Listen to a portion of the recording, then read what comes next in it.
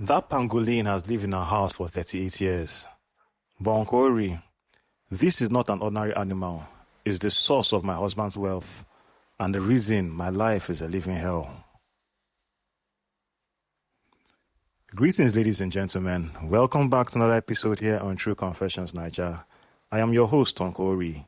Today, I am reading a message from a sister in Malawi that will make your blood run cold. It involves a famous hunter, a locked room, and a terrifying spiritual covenant. You need to hear this, not just for the gist, but as a warning. Stick with me until the very end, because I have a word of protection from Psalm 91 that every family needs to hear before they close their eyes tonight. Good morning, Uncle Ori. Please help me. I've suffered too long. I feel like I'm already dead even though I'm still breathing. My husband keeps a pangolin inside our house. That pangolin has lived with us for 38 years. But Uncle Ori, this is not an ordinary animal. At first, I also thought it was just an animal, but later, I discovered the truth. That pangolin is the source of my husband's wealth, and I believe it's also the reason my life became a living hell. My brother, I'm just a simple woman from Malawi. I'm not educated. I do not know many things about rituals or spirits. I only wanted a peaceful marriage and a family of my own. But instead, I entered a prison. I met my husband when I was still very young. He came from Zimbabwe. In our village, everybody knew him as a famous hunter. He hunted dangerous animals without fear.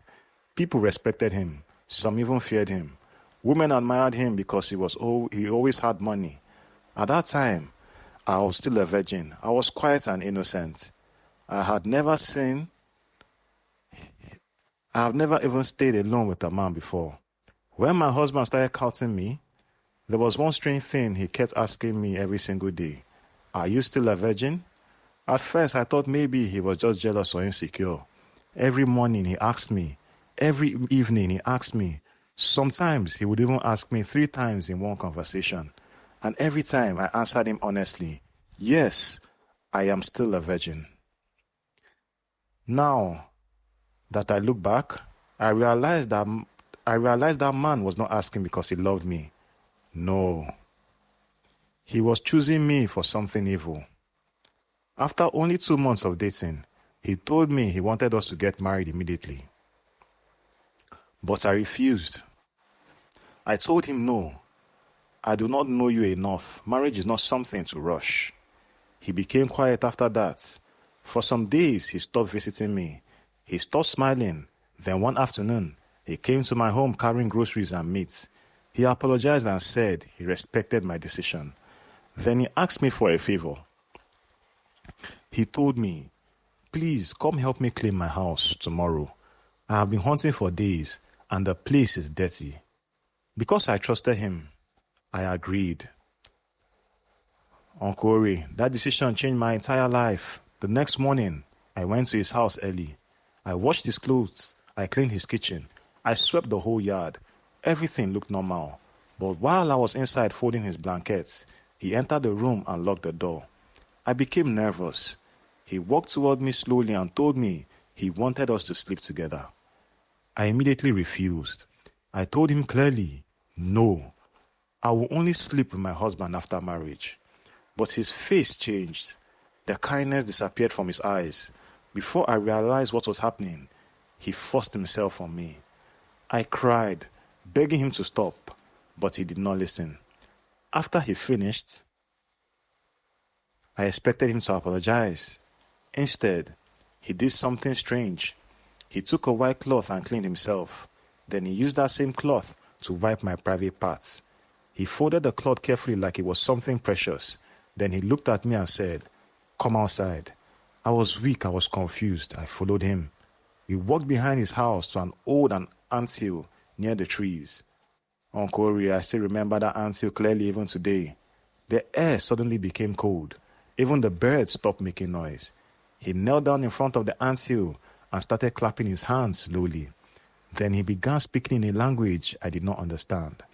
At first, I thought he was praying to his ancestors, but suddenly his voice changed. It became deeper, almost like another person was speaking through him. Then he placed that cloth into a small hole inside the anthill, and these were the words he said. I have brought her. She is pure. She belongs to you now. Bless me with wealth and protect my home. Uncle Ori, I did not understand those words back then, but today I know exactly what happened that night. That was the night my husband dedicated me to an evil spirit. After that day, everything in his life started changing quickly. His hunting business suddenly exploded. He started bringing home huge amounts of money, more money than any hunter in our region had ever made. People became shocked. Some said he was lucky. Others said that he was using dark powers, but nobody dared question him directly because strange things started happening around him. One man accused him publicly at a drinking place. 3 days later, that man disappeared. Another hunter tried to follow him into the forest to discover his secrets. That hunter returned home mentally disturbed. He kept screaming about glowing eyes in the darkness before he later died. After hearing these stories, people became afraid of my husband. Within 1 year, he bought a house in town, a big house, bigger than houses owned by teachers and businessmen. Yet, he still claimed all his money came from hunting bushmeat. One evening, he returned from the forest carrying a small animal wrapped in a blanket. When he opened it, I saw the strangest creature I had ever seen. It was a pangolin, small shiny scales, long claws, tiny black eyes. But brother, the way my husband looked at that animal frightened me. He looked at it with love, almost like a man looking at his wife.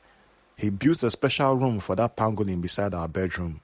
No visitors were allowed near that room. He even placed a padlock on the door. Every night, he entered that room carrying food, milk, candles, and sometimes blood from hunted animals. And every time he came out, his pockets seemed fuller with money. At first, I ignored everything. I convinced myself maybe it was culture or tradition. But slowly, I started noticing strange things. At night, I heard whispers coming from inside that pangolin's room. Sometimes I heard my husband talking to someone, but there was nobody else inside. Then one night, I woke up and discovered my husband was not in bed. I followed the sound quietly. Uncle Ori, my brother, what I saw still torments me today. The room was full of candles. My husband was kneeling naked on the floor, and that pangolin was standing upright like a human being. Its eyes were glowing red. I was so shocked. I could not move. Then suddenly, the pangolin turned his head and looked directly at me. Uncle Ori, I swear on my child's life, that animal smiled. I ran back to the bedroom, shaking with fear. The next morning, my husband said nothing. But while eating breakfast, he quietly said to me, "You should never enter that room again if you value your life." From that day, I started living in fear. Years passed without me becoming pregnant. Every time we slept together, my husband would pull away before releasing himself. But the strangest thing was this. Whenever his sperm touched the blankets, it disappeared. Not soaked in, disappeared completely, as if something invisible consumed it. 10 years passed like that. 10 years of fear. 10 years of silence. Then suddenly, one day, I became pregnant. When I told my husband, expecting happiness, he started crying. Not normal crying, terrified crying. He grabbed his head and shouted at me, "Why did you do this to me?" I was confused. I said, "But this is good news. We are finally having a child." But he looked at me with fear in his eyes. Then he said these words I will never forget. "You do not understand what you have done." From that day onward, he stopped touching me completely. Instead, every night, he slept inside the pangolin's room. Sometimes I heard him arguing with something inside there. Other nights, I heard screaming. During my pregnancy, terrible things started happening to me. I had nightmares every night. I dreamt of animals chasing me through forests. I dreamt of claws touching my stomach. Sometimes I woke up with scratches on my legs. One night, I woke up and found muddy footprints inside our bedroom. small footprints, not human. When I gave birth, my daughter was born with Down syndrome. I loved my child immediately, but my husband looked destroyed. He kept repeating one sentence over and over. This is the punishment. This is the punishment. As my daughter grew older, strange things also began happening around her. She used to speak with empty corners. Sometimes she laughed at invisible people. One day, when she was only 6 years old, she pointed toward the pangolin's room and said, "Mommy, the animal says daddy belongs to him." Uncle Ori, I almost fainted. As years passed, my husband became richer and colder, but his behavior became more frightening. Sometimes he disappeared into the forest for days. Sometimes he returned covered in blood. One night, he came home carrying a sack that moved by itself. I asked him what was inside. He slapped me so hard I lost consciousness. That was the first time he beat me, but not the last. Then came the worst part of my life. One night, while my husband was away, I was sleeping alone when I felt something climb onto the bed. At first, I thought it was my husband, but when I opened my eyes, Uncle Ori, it was the pangolin standing over me. Its eyes glowing, its claws pressing into my skin. I tried screaming, but no sound came out. And that night, something happened to me that I cannot fully explain. After that night, it kept happening again and again. Sometimes during the day, sometimes at midnight, sometimes even while my husband watched silently. If I resisted, I woke up covered in bruises and scratches. My body became covered with scars. I started losing weight.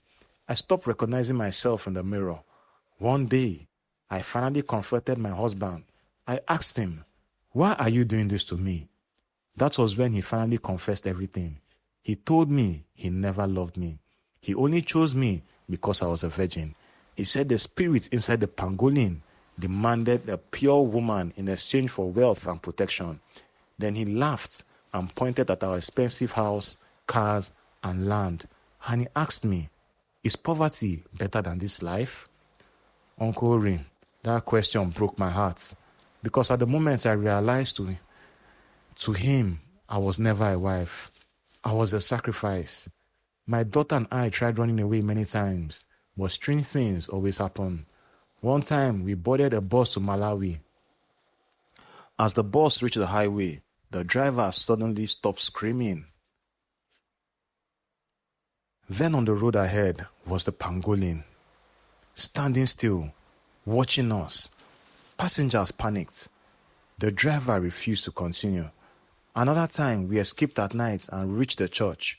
But before morning, we found deep claws marks outside the church windows. That same night, my daughter became sick and started speaking in a strange voice. We had no choice but to return home. My husband smiled when we came back. He simply said, "I warned you.